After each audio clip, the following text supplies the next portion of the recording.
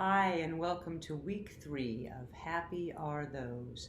I'm Heather, and I'm talking to you today from the home of the Hinz family just outside of St. Louis, Missouri.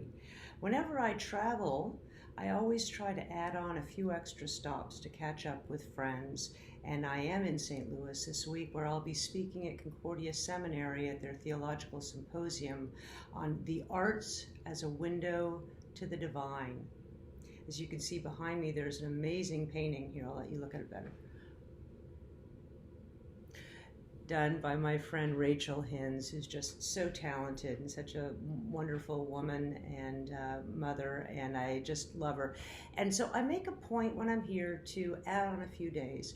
And then after I speak, I go somewhere else a few days. And then after that, I'm going to go to Louisville to see some old friends, and then down to Nashville to see my friend Kate Campbell, who some of you may know. She sang on the album Life in the Key of God, the song Morning Song that I wrote for her to sing. And I do this because friendship is really important to me, and I think I really try to be intentional about what a friend is, what we call a friend. And I think that nowadays things have gotten a little blurry about this sense of what a friend is, and we have our social media followings, and are those friends or are they fans? Are they followers? Are they potential customers for whatever it is we're going to try to sell them or share with them? So I think about this a lot. There's a teaching out now that's very popular. I think it's called the 4 Agreements, right? And the first one is, the other 3 I think will leave you thirsty, but the first one I think will serve you well for a lifetime, which is be impeccable with your word. And I think when we call someone a friend, but then we don't invest any time in them, I'm not sure if it's really a true statement. And I find myself wondering how often we'll say, oh, we should get together. We should have coffee. Oh, next time you're in town, look me up. Oh, definitely. We're going to definitely do that. And do we mean it even when we're saying it? Maybe we do.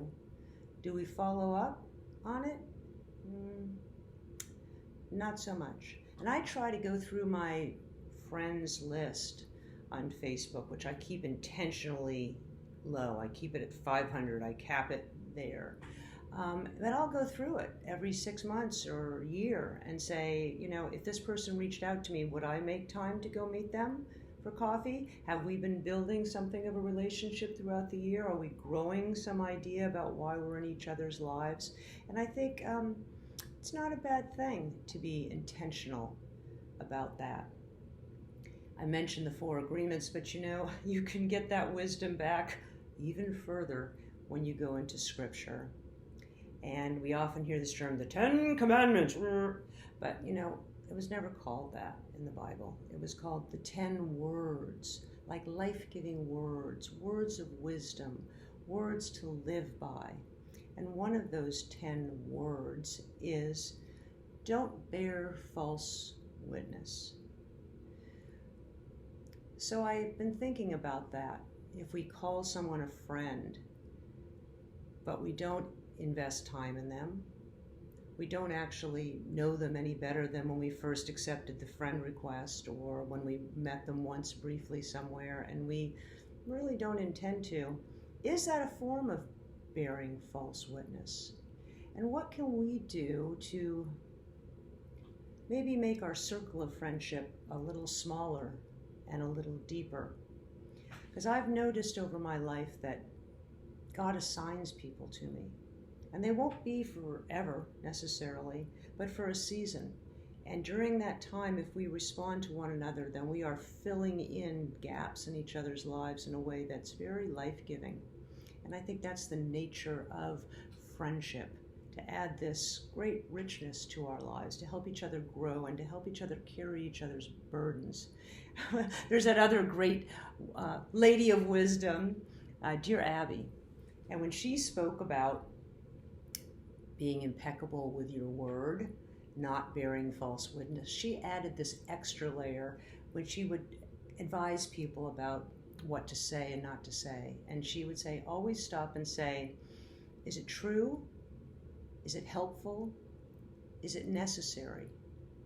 And that's very similar to something Martin Luther said, which is always put the best possible construct on any person or situation. Give them the benefit of the doubt. Try and lift them up in however you characterize them.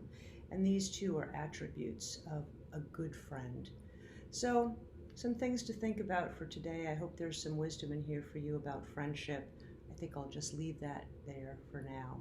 Until next week, God's peace.